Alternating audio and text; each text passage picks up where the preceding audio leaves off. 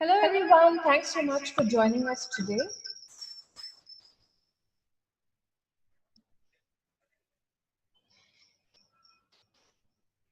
We're going to start the session.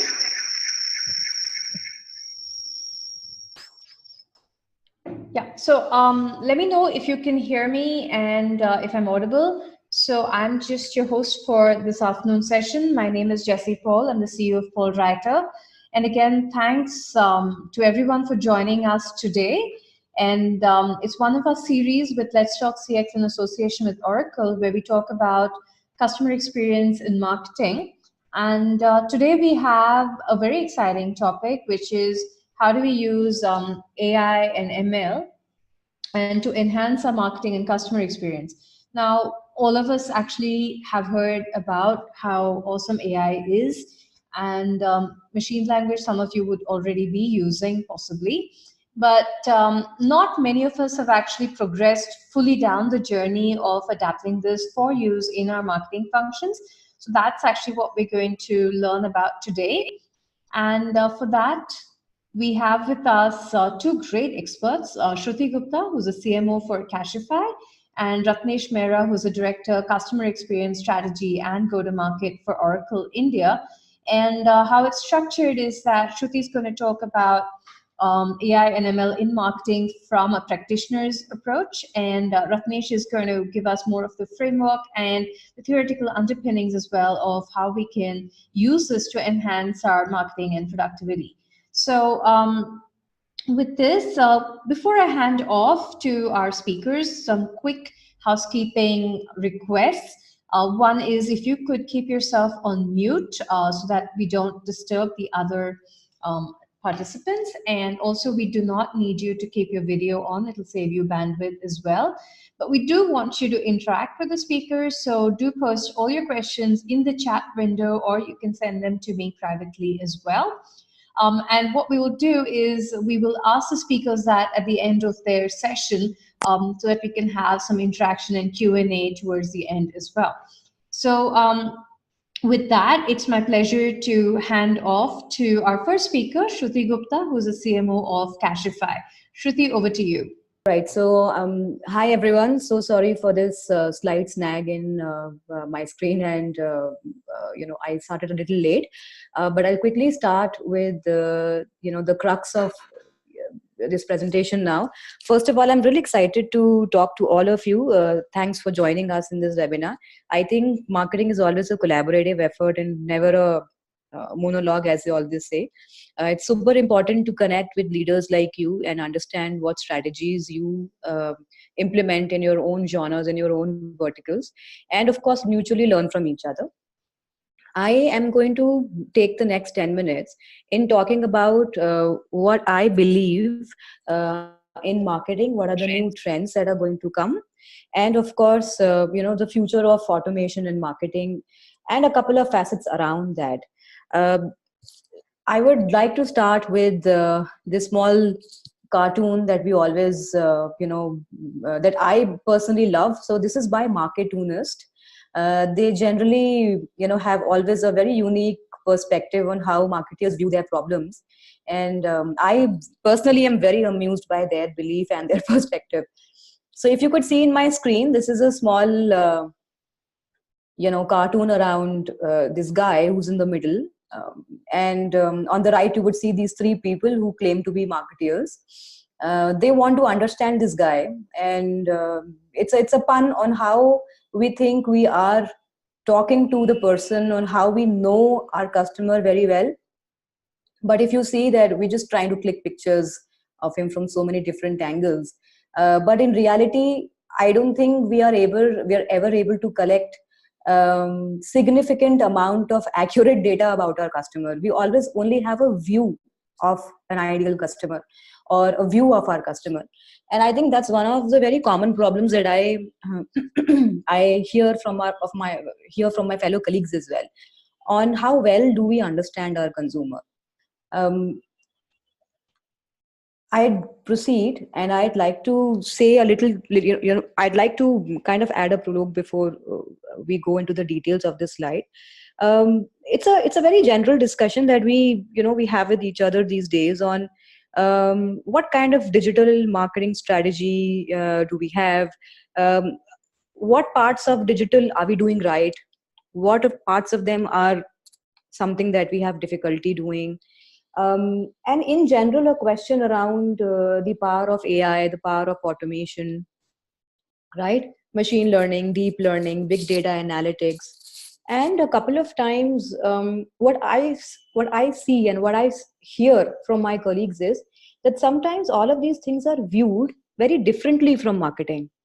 um, I hear that my colleagues treat data, big data, and analytics as a job role of a BI sort of guy, right? A business insights or a data analytics sort of a person, data analytics team, and they don't consider that this is crucial for marketing, because a very, I would say, a myopic view of what marketers are supposed to do today is to basically come up with new content ideas, come up with new renditions, come up with more brand marketing campaigns, and you know try and experiment with different channels, um, try mass media channels, and try digital channels. Whereas our understanding of digital channel is majorly limited by the channels we think work for us.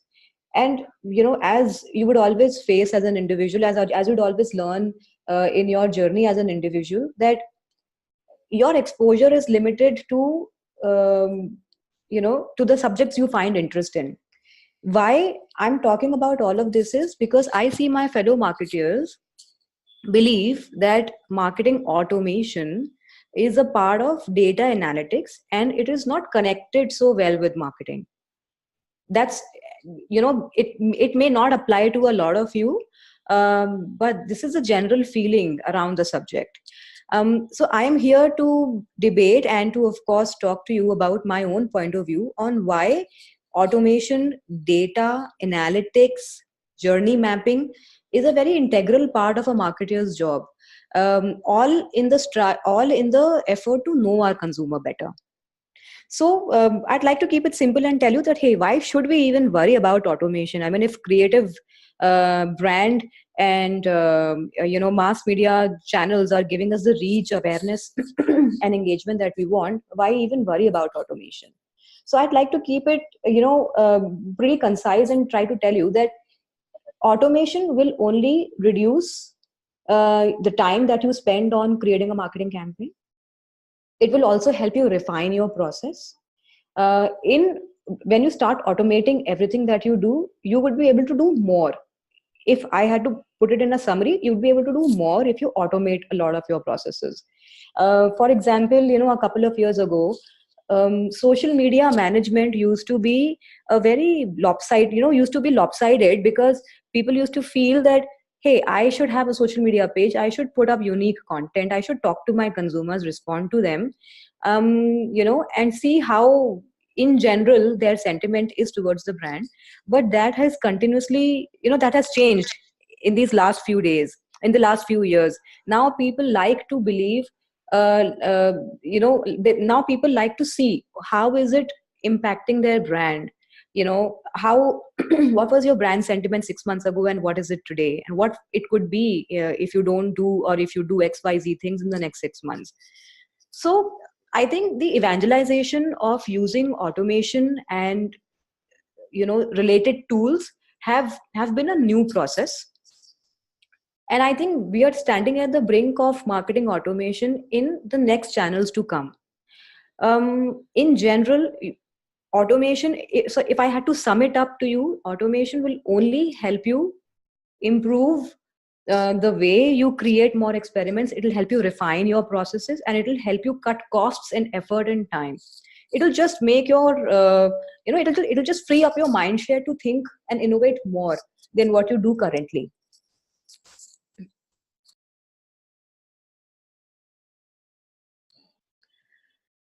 How many, I know that, I mean, we'll have a question and answer session after this. But I wanted to talk to you about the fact that mapping your user's journey is super important these days. And interestingly, all of us have different views of our customer's journey. Case in point, When I used to lead digital for Huawei, a telecom company, we used to view our consumer as someone who is wanting to buy a new smartphone, right? Because we were a smartphone telecom communications company, where we were a telco brand.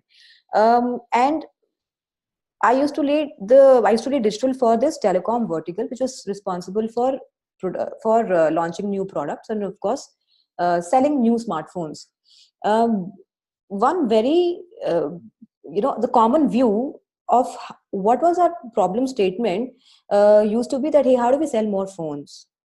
And different people in our organization used to view this problem in a very single view and say that, hey, okay, what should we do so that our user discovers us at various junctions of his journey, and how do we place our brand in that journey, right?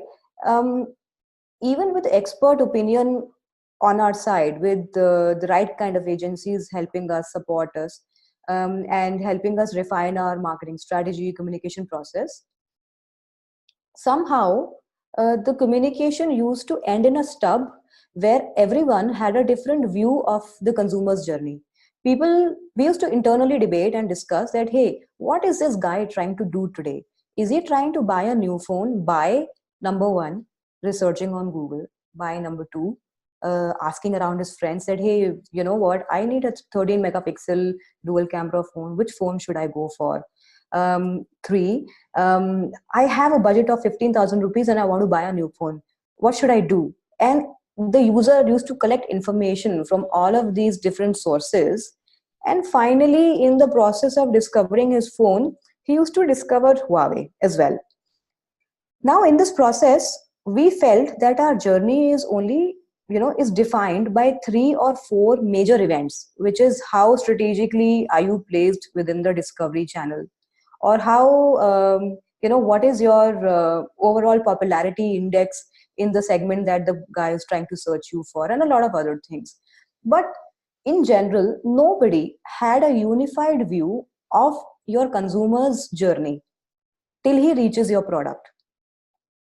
So in this slide, if you'd see, I'm trying to only talk about two things. One is, it's so important to understand what is the exact journey of your user, because you may have a different view, your boss may have a different view, your investor may have a different view, and it's important to align these views to one unified approach where you can prove through data that, hey, this is the rightful journey of my user, this is how my user is identifying me or discovering me, right? Now, needless to say, it is super important for any business to understand what the correct journey is. But at a lot of places, your entire customer experience is also dependent on this journey. So when I say that,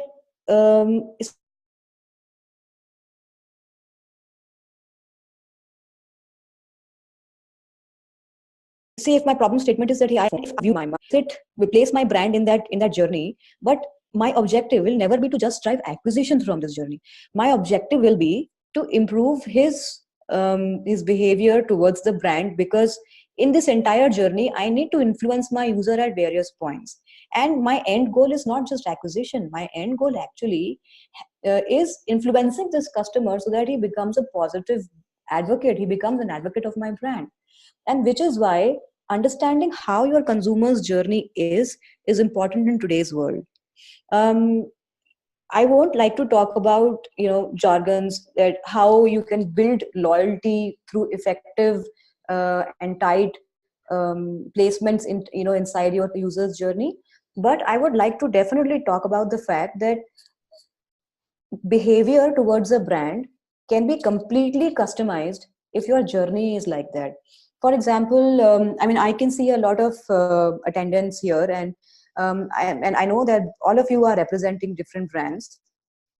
But for example, if you were, say, say a brand called, and in fact, here, let me take an example of Cashify. At Cashify, what we do is we ask people to sell their old phones. And the way this happens in today's world is, your moment of truth is basically when you're trying to buy a new phone and you don't have money. So if I had to describe what is my customer journey, what is Cashify's customer journey, I'd simplify it and tell that um, in today's world, we are not primed to think to sell our phones. Amazon and Flipkart and Paytm have trained us on how to buy new phones. That hey, okay, buying new phones is so easy because all you have to do is log on to Amazon, choose the right phone, add to cart, pay for it, use a couple of offers, paid buy it on EMI and check out, and tomorrow you'd have a brand new phone in your hand. Because that's how uh, e-commerce companies have trained us to think. But nobody's really training us to think on how to sell your phone, because selling is not an active need. People don't like to sell their phones. It's not aspirational, it's not lifestyle, it's not cool to sell your phone because it doesn't give you anything, right? However, what we have understood when we mapped our customer journeys across channels, what we've understood is that people will only like to sell their phone when we are fulfilling a need of theirs, and their need is to always buy a new one. I mean, today if I'm not happy with my phone, the first thought that will come to my mind is what's my next phone going to be? Because hey, I'm not happy with my phone's battery. My first reaction to this problem will be, okay, should I buy a OnePlus 5T or should I buy my next iPhone? What should I buy? But I don't really think on, hey, how do I sell this phone to buy the new one, right? So it's important to understand what your consumer's journey is, and in this journey it's super important to know which ones are going to be most effective triggers, where you can place your brand strategically, and influence the customer's decision. A lot of times marketers like us also confuse display marketing or contextual targeting with solving the entire journey's purpose, but that's not true. I mean, a lot of agencies will come and tell you that, hey, your in market audience in smartphones is XYZ, and you should buy a lot of display inventory, you should buy a lot of media banners on these sites, because your audience is going to these sites.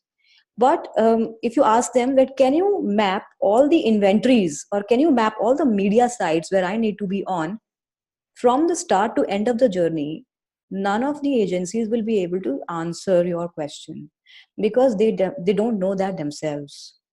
And I'm making a very strong statement here, because why do they not know that? Because how a consumer responds on your website is your proprietary data, and agencies are not privy to that. Agencies can only tell you an overview of how people are responding to certain triggers and events in their journey, and that data will be collected through different sources, so you can't really rely on their data. And which is why it's important to build the customer journey yourself, so that you as a marketer feel more equipped at the end of the day, that hey, I know where my customer starts discovering me, and when does my customer stops talking to me, or where does he drop out. Of course, along the way, there are going to be multiple events where you will feel that, hey, I could be doing a better job here, or maybe I could personalize his experience to suit his needs better. So a lot of times, you would see how Google gives you cohort analysis and how it gives you drops at various funnels.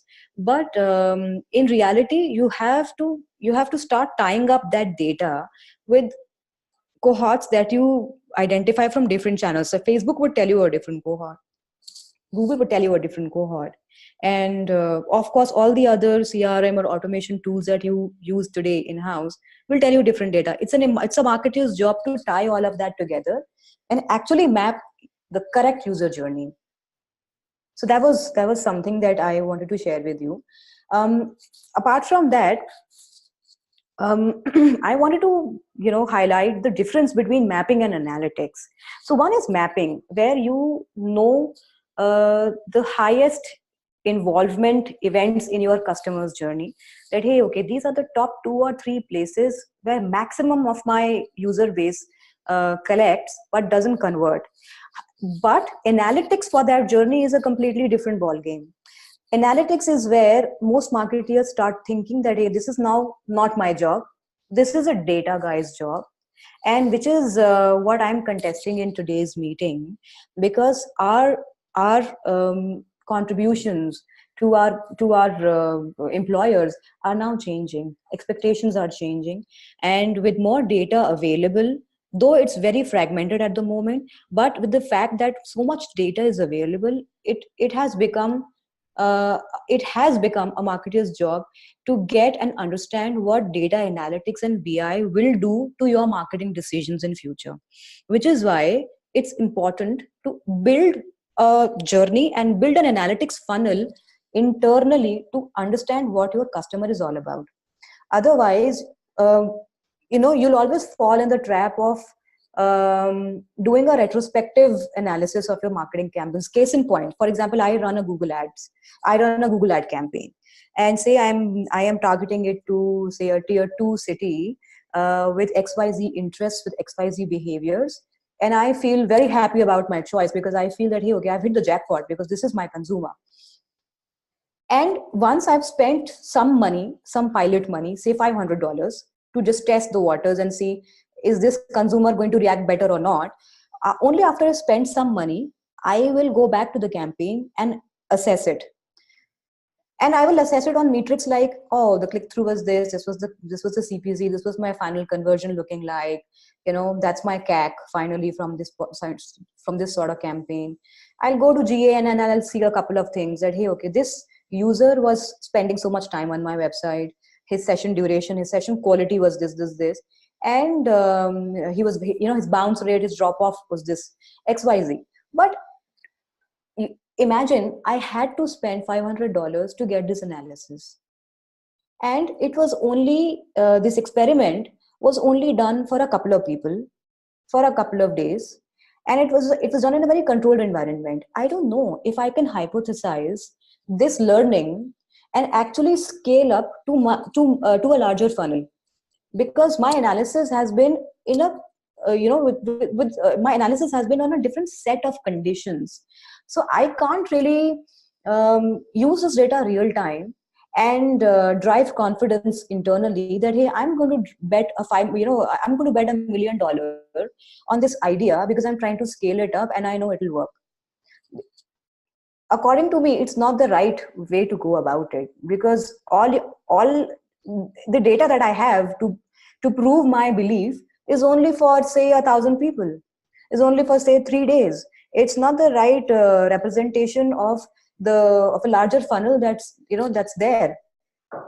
This is why it's important to deploy the right kind of journey analytics internally in your system, in your organization, and so that not just you, but your sales team, but your customer experience team, and your data teams can view the customer in the same way that you view him, right? And why I feel it is important is because when you have to take um, when you have to take decisions which impact a larger scale, which has a larger business impact, or which has a larger revenue impact, you've got to be pretty sure of your learnings and of your recommendations. So data analytics is just one very important way to keep testing the waters real time and keep learning from that campaign so that you can scale it up in a much more confident way. Otherwise, a marketer's job is always going to be, retrospective analysis and then viewing the results of your campaign always in a small picture, never in the big picture.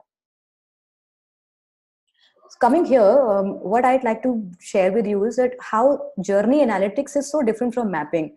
So, the 3 points that I mentioned here, that both follow different approaches, but they differ in 3 ways. One is the quantum of data. For example, the Google AdWords example that I just gave you, that if I run an ad for $500, I am able to reach 1,000 people, out of which, say, 600 people come on my website, example, and say 50 convert. Basis their journey, I don't think I can scale up this campaign with confidence if I had to scale this up, say in North India. I can't scale this campaign in a way like that, because this quantum of data is not enough. This is why you need analytics, big data analytics internally, to be able to have more believable data. Second benefit is definitely the fact that it's all real time. You're not working in, you're not working with historical campaign data, you work in real time. Third is that this data, because it's real time and because it you know um, it has a bigger quantum of people who participated in the survey. This is why this data is more actionable, which is what I feel. However, journey maps, your consumer journeys always will tell you the big picture, but they won't tell you the exact picture, which is why analytics is important. A couple of questions that all of us as marketeers think about what kind of journey analytics, what kind of questions can be answered by these analytics, or basically, the whole the summary of our meeting so far, or my presentation so far, is what will journey analytics help you answer? The questions, some sample questions are here. So how many users will take this consumer journey versus another consumer journey? Case in point, say if I'm a fashion brand and I run an e-commerce fashion store, and I want to know that, and I sell women's apparels and I sell workwear women's apparels. Now I want to know what kind of consumers will buy from me. Are these women middle-aged corporate employees, or are these women early jobbers, or are these women from, say, tier 2 and tier 3 cities who are aspiring to look or aspiring to dress more professionally? And if you see in the three examples that I just gave you, your audience set could be completely different. Your age could be completely different.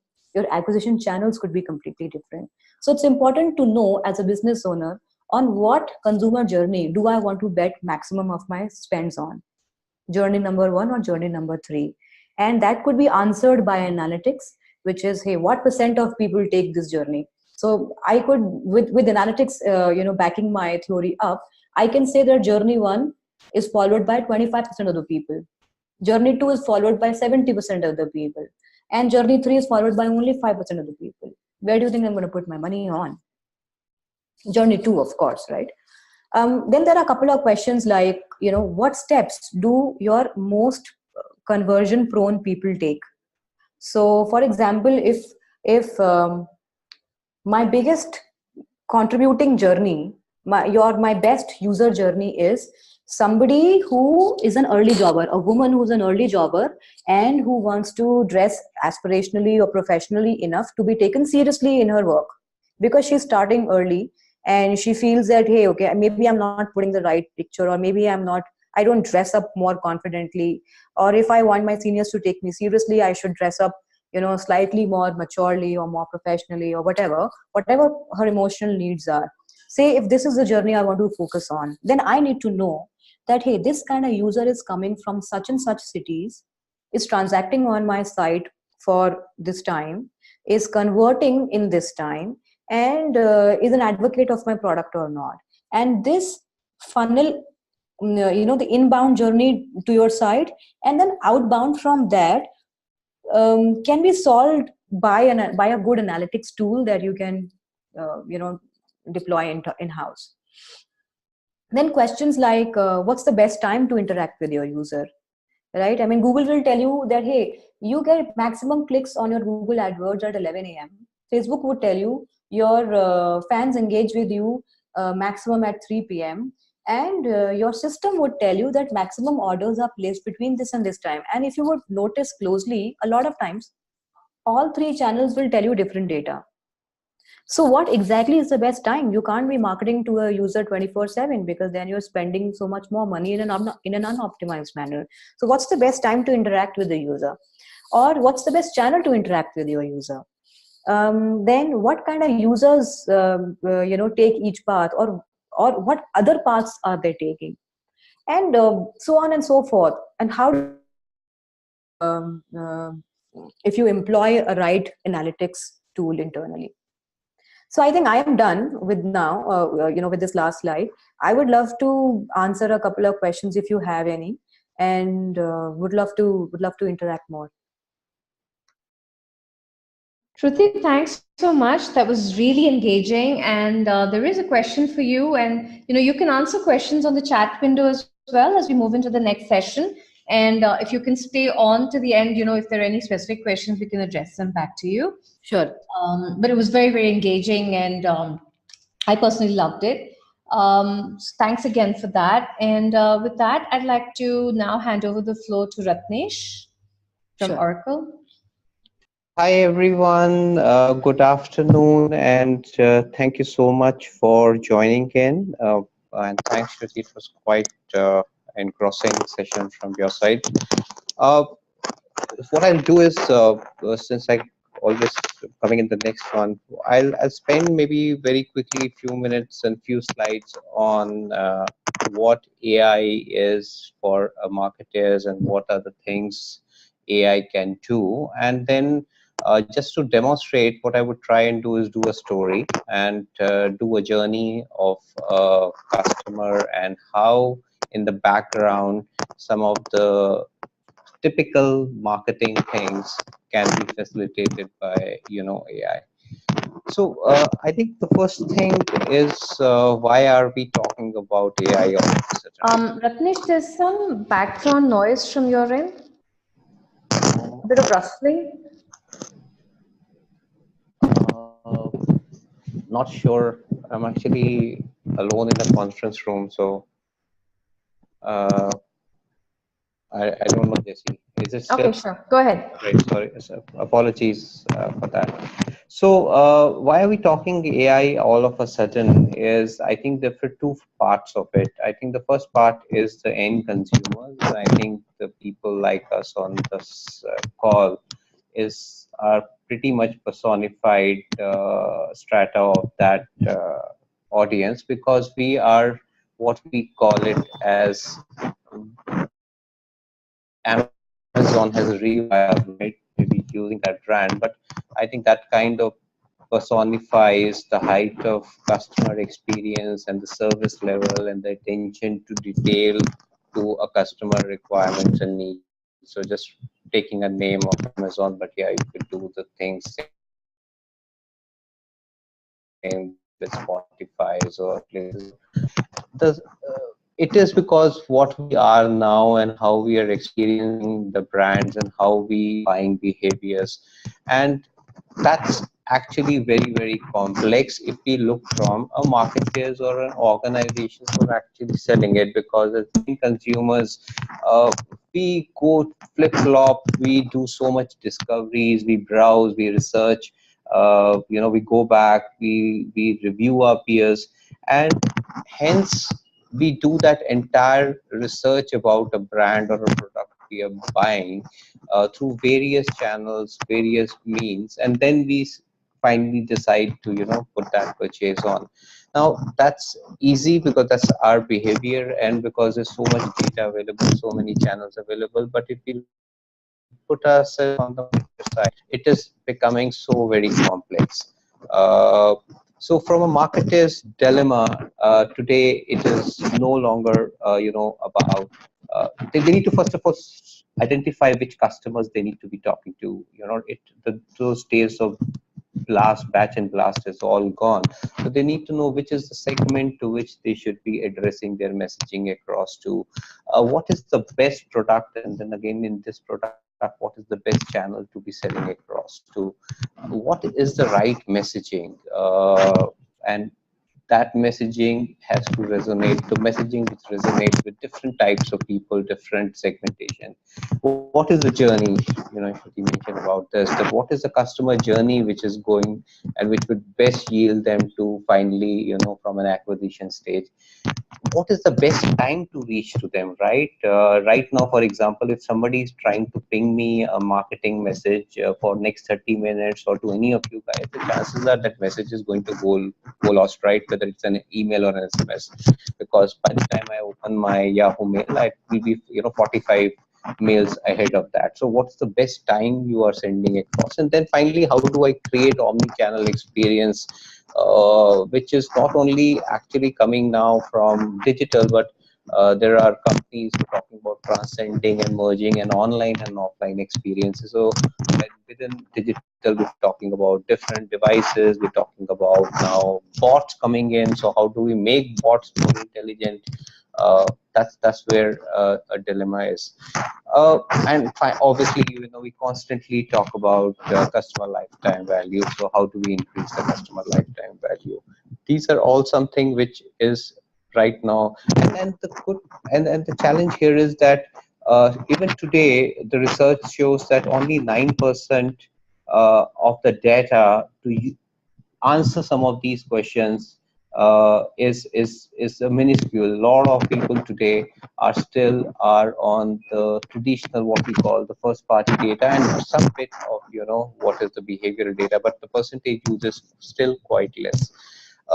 And what do we achieve by doing this is because we obviously need to make emotional connections. I think everybody knows that when we do EQ, emotional quotient, and touch a nerve, right from the good old Pepsi and Cadbury's ad days to now, emotional means more selling. But the four major things which are also happening is that today the experience needs to be seamless. It needs to be immediate, right? 12:45 if I'm ordering on a website, a food ordering, and I leave that shopping cart, you can target me for a campaign at 2:30 p.m. Chances are my lunch is already over. Personalize almost to a 1:1 scale. Know me well. If I'm your existing customer, don't bombard me with that same messaging. And all of this has to be data led, and more data, more research, more understanding of your customers, exposure to both your employees as well as to your customers. So if I look from the evolution of a digital marketing journey, we all started with that whole no data strategy, a very low engagement, batch and blast, right? Get everybody to send on email channels, and there was hardly any personalization. Okay, just maybe the first name and says, here's an offer for you.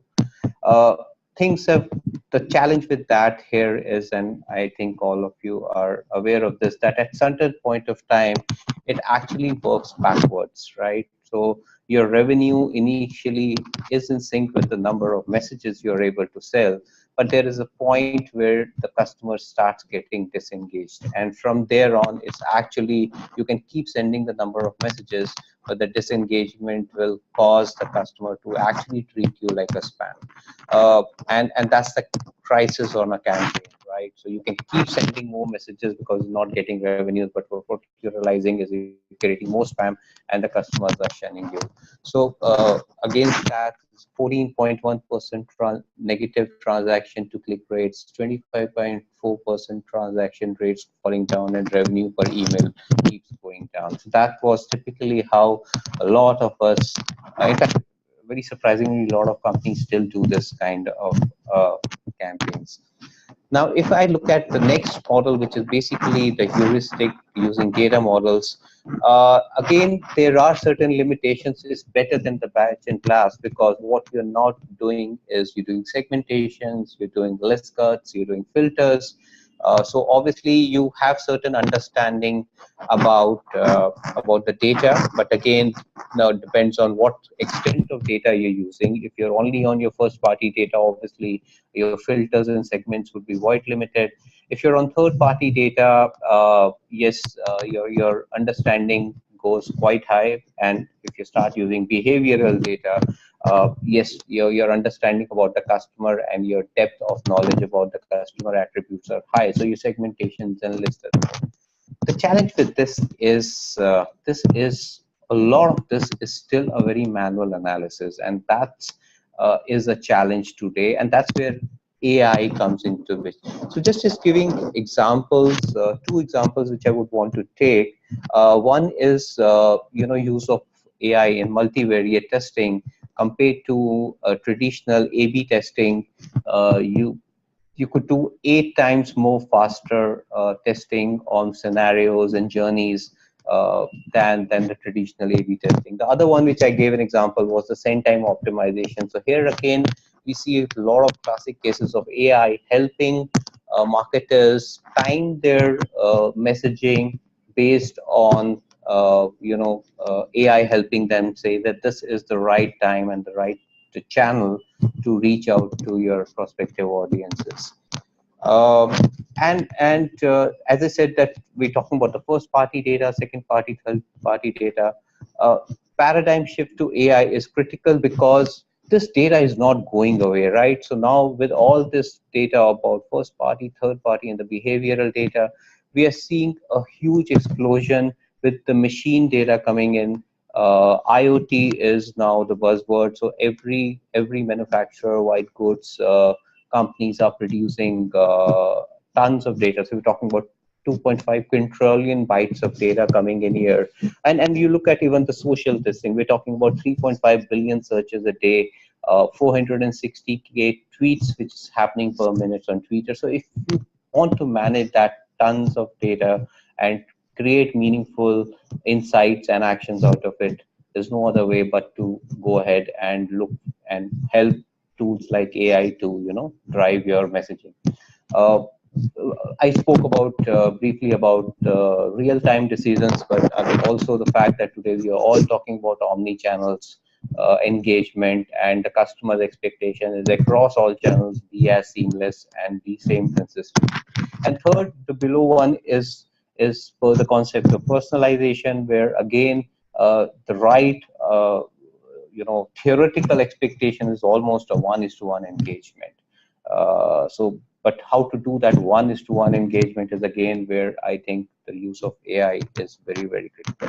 So having said that, what let me do, and as I said, I'll take you through a story, and we'll see how does this journey help and automation and the tools helps there.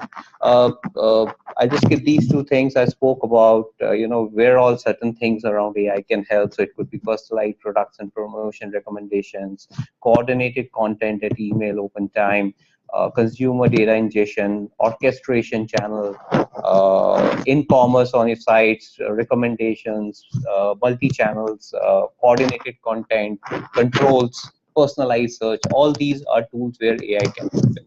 So let me quickly jump to an example which I said. So I would like you to meet Yoga Jain. She is a yoga instructor based in Los Angeles, California.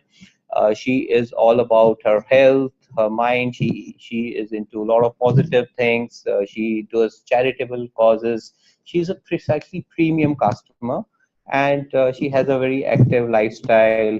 She browses and does buy things which fits her persona, which is things around yoga. She is into gym and products, and she keeps health care and other things as her top priorities. Now, this is a persona to which a company, Supremo Coffee Tea, is targeting. Now, Supremo is actually a coffee maker and coffee company, but what they have done is that based on their segmentations, they are able to identify that Yoga Jain is a target customer, and obviously, she sees as an ad on the right hand side when she's browsing on one of the websites. Now, how does this happen is in the data management platform. Uh, uh, the coffee company was able to basically create a segment of their existing customers, the target segment customers, and then they basically did a lookalike audience in the data management platform and were able to target and identify certain sets of anonymous customers, which is like Yoga Jain, and that's how they got targeting. And from, for example, to when they did this run, their segmentation, they were saying 12,000 customers or people on which they ran. So there was very, very specific targeting because the DMP's lookalike behavior was able to extract these anonymous digital IDs from a DMP platform, and it was not a batch and a blast. So hence it's very focused. So it automatically activates creation of lookalike audiences in DMP. Now it does automatic. Now Yoga Jain was thrilled because she didn't even know that this company was actually into tea. So she goes to her to the site. Now again, based on the behavioral understanding of Yoga Jane, they were able to customize the page even on the first time landing. So she didn't get to see a coffee ads on her landing on the homepage even on the first time, because they were able to present to her a personalized view which had tea samplers and the right hand side which was giving back to communities, which because they understand Yoga Jane's profile is something like that. So before AI, what she would have landed is actually into the Supremo coffee tea shop with the espresso machines and the coffee on that. But the personalization, even at the first time, was able to do that based on the understanding behavioral parameters and understanding of those attributes of Yoga Jane. Now, she just moving on with the journey. She basically is looking at various tea samples and products, and she adds a morning tea sampler. Now, what's also happening is that the product recommendations are also changing dynamically based on what she is browsing through. And as soon as, for example, she gets on to an organic tea sampler, there are other recommended products which are coming in. So she does, while buys organic tea sampler, she's attracted and she looks at, for example, the Brevely temperature kettle, and they are able to upsell, cross sell, and add a product onto it. So basically, what again, a personalized product recommendation, the AI engine behind is able to take and look at what Yoga Jane's profile is from the social behavioral data and plug in and do those recommendations across. And hence, obviously, while she came for a tea sample, she's also intends to and then finally purchases the temperature kettle. Now, so which means obviously added sales for the coffee machine. Now, the other things here is that if you see this categories which is called a Zen teapot. Now, this Zen teapot was dynamically created by the website because Yoga Janes, they understand again Yoga Janes is into these kind of things. So unlike where today's websites where you create product categories, here we're talking about a dynamic product category creation. Like you can see the Zen teapots coming in because the AI engine behind it was able to dynamically create categories and product lines based on the user and the buying behavior as well as the old behavioral data which it's already aware of it. So just moving on, as I said, that's a blend recommendations with intelligent search. Proceeding, she did not in this journey buys this there, and she completes her shopping cart. She buys the healthy tea sampler and the Rebel temperature kettle. She didn't buy the Zen one. Now she does register, and after certain point of time, she basically gets, obviously she's registered, she has shared her details, and she gets an email. Now again, today through AI, what you're able to do here is that it could be a week or 10 days, but it automatically updates the profile of Yoga Janes, and from the mail, the content of the mail can be actually dynamically updated based on what her latest behavioral attributes are. So she is basically given an invitation to a tea tasting event, and there's a coupon which is sent to her on a mail. She is very happy with that because she's got an invitation, and she goes and attend this tea shop opening. And there's a coupon which is basically sent across to her on her mobile device. Now, so this is again a case of where from an online to an offline behavior, the entire data of Yoga Jane is available to the shop assistant, and she's able to actually view what Yoga Jane's browsing behavior was, what did she buy, what were the categories she was interested in, and hence the sales rep Stacy in this case is actually able to see that same Zencast iron teapot, and she has a conversation with Yoga Jane, and she's able to guide her to that, and then as a happy ending, yes, Yoga Jains does buy this. So basically, the journey of Yoga Jains continues as she makes her purchases, as she keeps interacting. We have more and more data which is being fed, and the journey continues. But as you saw, there are interventions. There are those very smart interventions based on which her journey is very personalized. Her journey is almost based on her persona and not a very simplistic one-to-all kind of experience. So, and that's what will drive her and this brand's interactions going forward.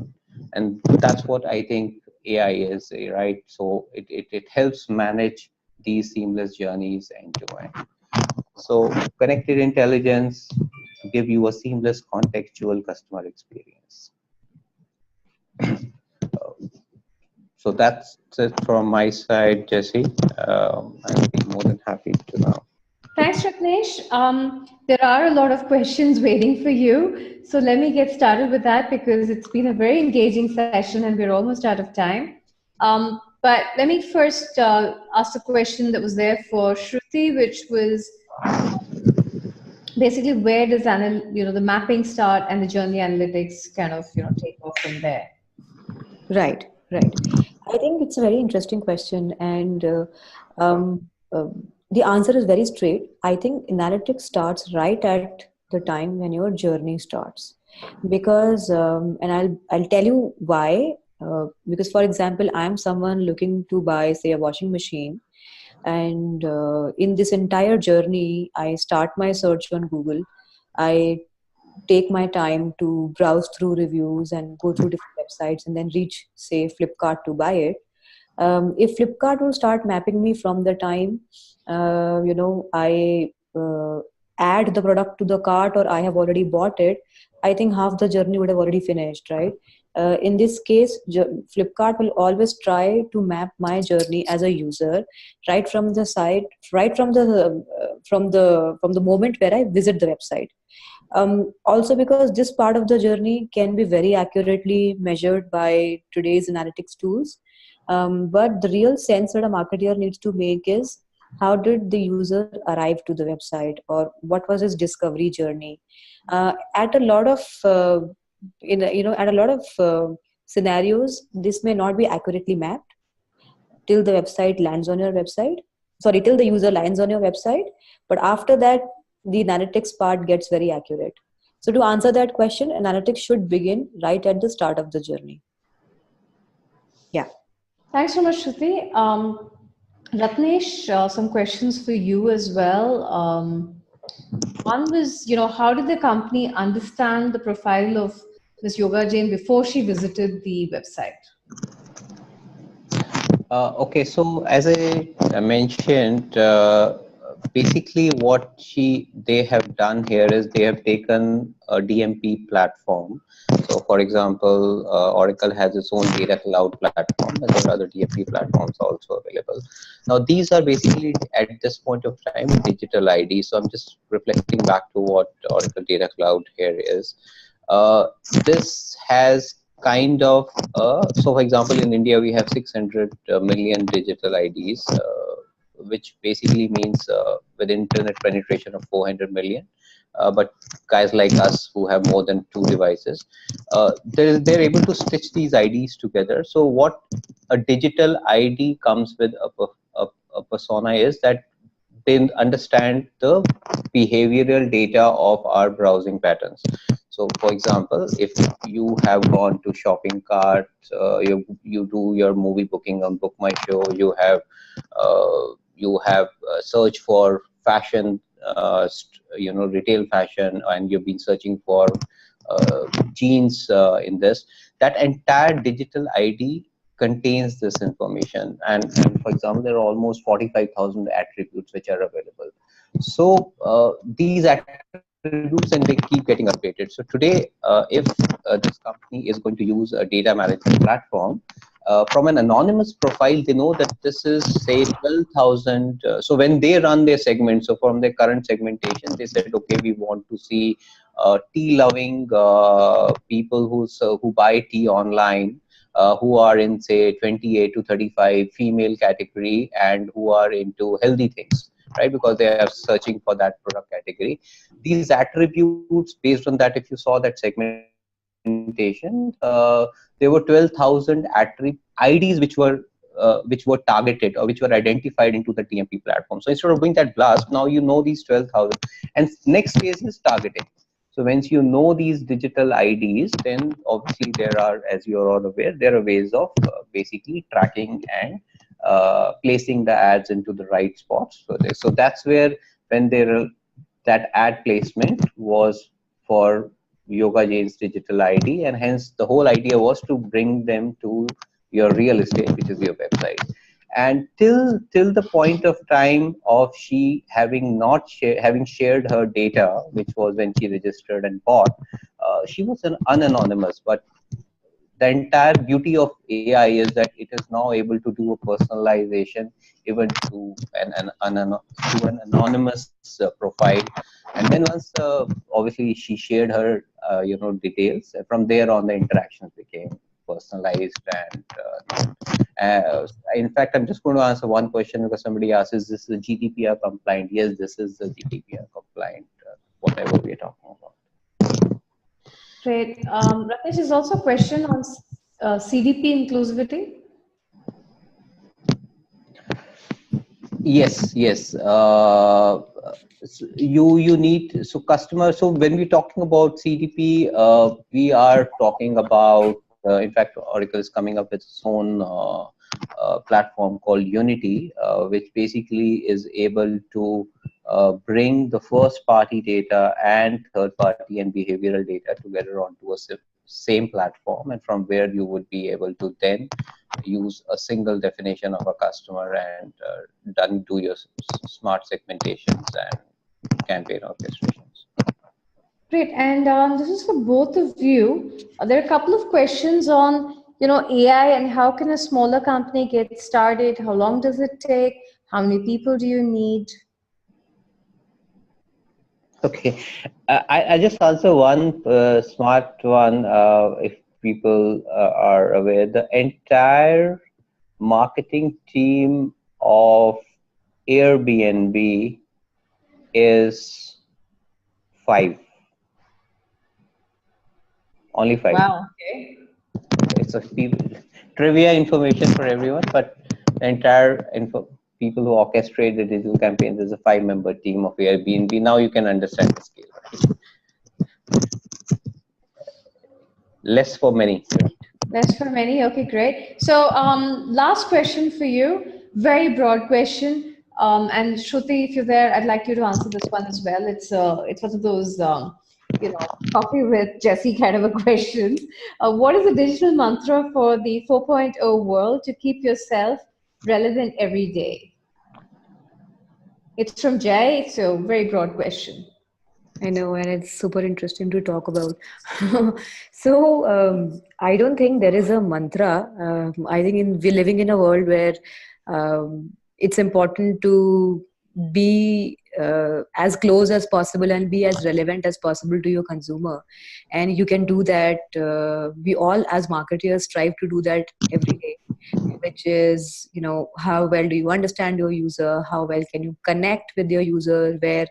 And connection, with the word connect, comes to my mind the various efforts we put in talking to our consumer in various languages on the channels that he prefers to talk to. Like I'd personalize an SMS, I'd personalize an app push to him. But I know even if I don't personalize the email, it won't really matter because, communicating a message through a promotional email is in general a longer route to his recall. So yes, I mean, there isn't a mantra really. I think I think we as marketers are just striving to understand the complexity of our consumer.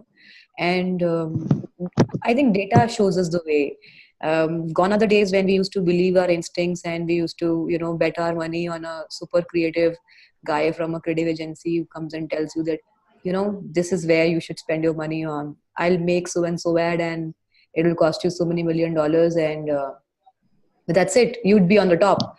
But gone are those days. I don't think there is a recipe anymore. But yes, the ingredients to make a pleasant meal have just increased, and it's important to know that you're putting the ingredients in the right manner, in the right sequence, so that your meal becomes tasty at the end. But as you know that you know doing five things well and not doing the other five things just doesn't lead you anywhere. You know what I mean? That it's important to be connected with your consumer through communication. It's important to be um, it's an objective that a marketing team tries to achieve. Thanks, But there's always a Shruti. baseline. Yeah, there's always a baseline on which you can keep measuring your brand success.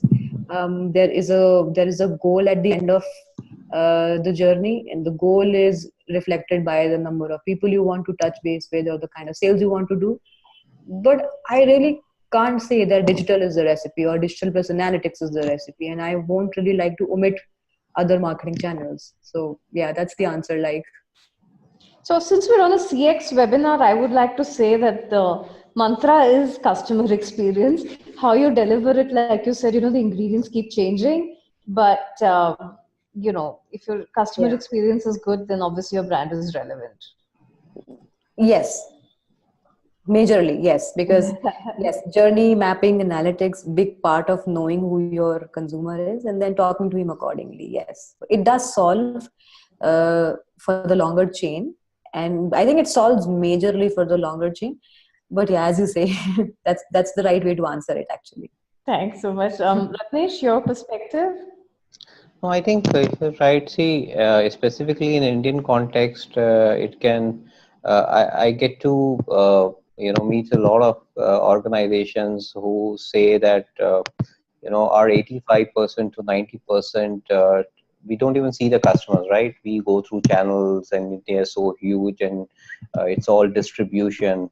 A lot of even B2C companies, their digital thing is, while starting, the brick and mortar business is so high. They actually want an amalgamated solution. In fact, I would say the mantra for success in India, and we always do those jugars or India customizations, is, to me, the big thing is, how do you marry an online and offline experience? How do you start building that persona who can start a journey online and end up on a store, and that the store is experience is as consistent as an online store. It's a great challenge in the background for people who understand technology to make that happen. But that's, I think, the wish list is. So and then extend it to your partner organizations, your channels, and all that kind of a thing. So it is always going to be a mix of digital. Digital is not only, I think, online. Digital is about an all-encompassing. It can even be the brand presentation at the nearest Pan BD shop, because that's the guy where you're going to pick your next cigarette from, right? So, not promoting any cigarette, but just giving an example. So it's very relevant in India that it's a multi-channel, all-encompassing messaging. But then I think what the right word is, customer experience. I think line the chain across all your employees.